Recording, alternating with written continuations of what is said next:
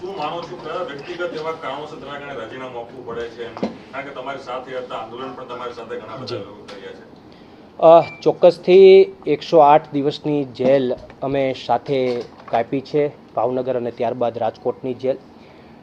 રાજુભાઈ કરપડાએ રાજીનામું આપ્યું છે અને એ રાજીનામા પાછળનું હું કારણ, પરફેક્ટ કારણ, વાસ્તવિક કારણ આપની સમક્ષ રજૂ કરવા જઈ રહ્યો છું કે રાજુભાઈ જ્યારે 108 દિવસ મારી સાથે જેલમાં હતા ત્યારે પણ એ ઘણી વખત મારી સાથે ચર્ચા કરતા, એ ચિંતામાં હતા એમના 2 જૂના કેસોને લઈને.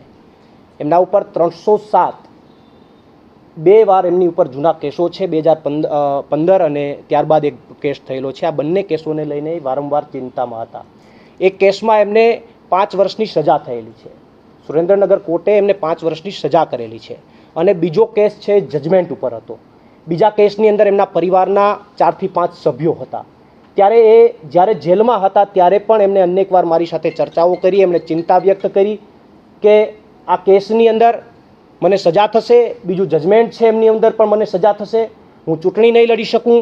એ વારંવાર આ ચિંતામાં હતા અને બીજેપીએ એમને આ બંને જૂના કેસોને લઈને એની ઉપર ડર પેદા કર્યો, એમને દબાવવાનો પ્રયત્ન કર્યો, એમને તોડવાનો પ્રયત્ન કર્યો અને આ બંને જૂના કેસોના કારણે એકમાં 5 વર્ષની સજા પડી ગયેલી અને બીજા જજમેન્ટ ઉપર જે કેસ હતો, આ બંને કેસોના કારણે જેલમાં ન જવું પડે અને ચૂંટણી લડવા માટેની પણ પરિસ્થિતિ ઊભી ન થાય, એ ડરના કારણે ક્યાંક અને ક્યાંક રાજુભાઈએ રાજીનામું આપ્યું છે. આ વાસ્તવિક કારણ છે.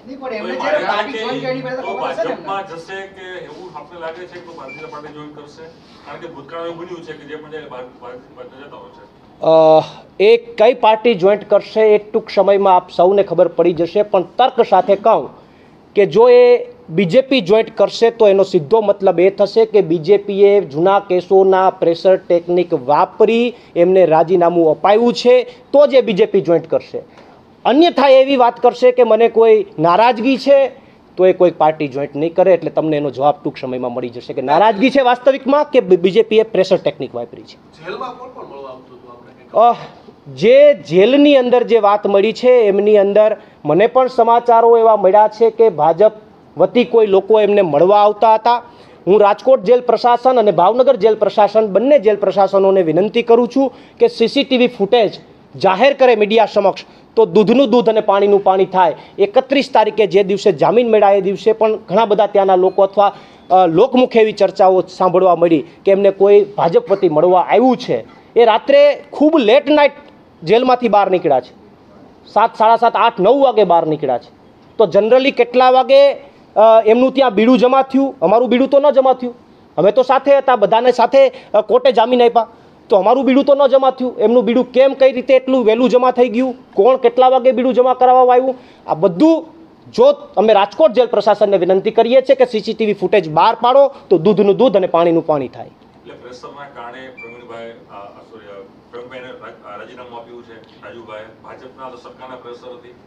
ચોક્કસથી વાસ્તવિક કારણ એ જ છે કે બીજેપીના પ્રેશરના કારણે અને જૂના કેસોમાં એમની ઉપર દબાણ ઊભું કરવામાં આવ્યું, એમને જેલમાં જવાનો ડર ઊભો કરવામાં આવ્યો અને આ ડરના કારણે રાજુભાઈ ક્યાંક ભાંગી ગયા, ડરી ગયા અને એના કારણે એમને આ રાજીનામું આપ્યું છે. આ કેસ બીજેપી તરફથી કરવામાં આવે છે અને આ ફોલ્સ છે, ઇમ્પ્લિકેટ કરવામાં આવે છે એવું કહેવા માંગો છો?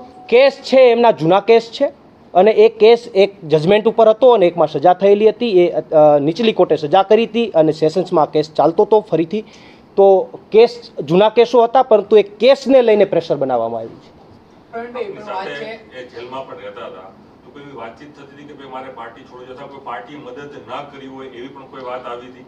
જેલમાં મારી સાથે 108 દિવસ હતા તો ચોક્કસથી સતત પ્રેશરમાં હતા, સતત ડિપ્રેશનમાં હતા, સતત ચિંતામાં હતા, ડરી ગયેલા હતા, તૂટી ગયેલા હતા. એમને એક જ ચિંતા હતી કે જૂના કેસને લઈને મને આ લોકો ફસાવી દેશે, જૂના કેસને લઈને મને આ લોકો ક્યાંક ને ક્યાંક હેરાન કરશે, મારા પરિવારને જેલમાં જવું પડશે, મારે જેલમાં જવું પડશે, હું ચૂંટણી નહીં લડી શકું. આ ચિંતા સતત એમને જેલમાં રહેતી હતી અને એણે ચર્ચા મારી સાથે કરેલી પણ.